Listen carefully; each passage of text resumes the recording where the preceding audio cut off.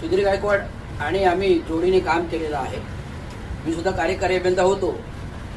माझ्या सेवानिवृत्त कार्यकाळामध्ये जरा दुर्धर परिस्थिती होती, त्यामुळे मी कधी सत्कार समर्पण केला नाही, कारण मीच नाराज होतो जे माझ्या बरोबर झालं.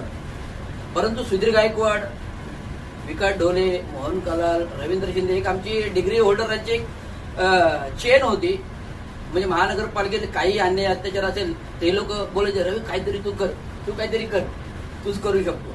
परंतु हा जे बोलणं होतं ते सत्यवादी होतं. काही मध्ये लोकांना माहिती आहे अन्याय होते, पण ते बोलू शकत नाही. तर बोलण्यामध्ये माझी ग्रेस वडिलांपासून आलेली आहे, त्यामुळे मी बोलत असतो. मी माझे परिणामाची पर्वा नाही केली. परंतु या महानगरपालिकेमध्ये जो अभियंता काम करेल तो बाहेरच्या जगात कुठेही काम करेल, हे मी पहिलं सांगतो. आज तुम्हाला माझ्यावरून दिसतच असेल, मी सेवानिवृत्त झालं तरी महापालिका सोडत नाही आणि महापालिका मला सोडत नाही. तो काय आपले कामगार आहेत तिथे, सफाई कामगारपासून ते कर्मचाऱ्यांपासून तर यांच्यावर जो काही प्रश्न आहे, म्हणजे अभियंत्यांचे पण वेळोवेळी आम्ही जे काही प्रमोशन होत नव्हतं, डिग्री आणि डिप्लोमा वादिवाद रखडलेलं होतं. 15 वर्ष रखडले होते. शेवटी 14 मध्ये आम्ही एकत्र, म्हणजे आम्ही बरेच तयार केलं, एकत्र अहवाल केले, हे केले. शेवटी जसवंत साहेब आले, नाही असीम गुप्ता आले आणि असीम गुप्ता समोर संपूर्ण बैठक झाली प्रमोशन बाबत. आणि हा वाद आम्ही कसा सोमविला, जे आर नुसार डिग्रीना प्राधान्य आहे, पण आम्ही डिग्रीना प्राधान्य आम्ही डिग्रीवाल्यांनी नाही घेतलं. आम्ही 50% समेट केला की बाबा 50% डिप्लोमा घ्या, 50% डिग्री घ्या. नाही तर आज जर आम्ही काय केलं नसतं तर ह्या पदापर्यंत कोणी आलं नसतं. ना इव्हन सुधीर गायकवाड आले असते, ना ढोले आले असते, ना रवींद्र शिंदे आले असते.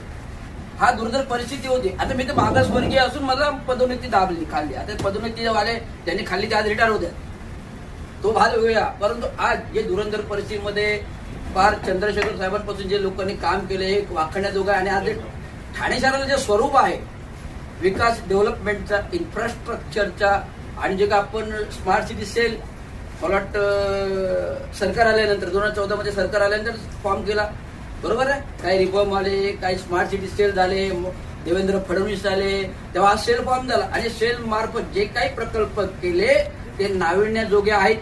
आजी सॅटिस आहे जो झाला JNRM अंतर्गत, विविध मोठे प्रकल्प झाले. बहुउद्देशीय म्हणजे कळव्याचा ब्रिज झाला, ईस्ट सॅटिस होतोय, अजून बहुउद्देशीय प्रकल्प होत आहे. जे करण्यामागे सुधीर गायकवाडांचा हात आहे हे मी नमूद करू इच्छितो.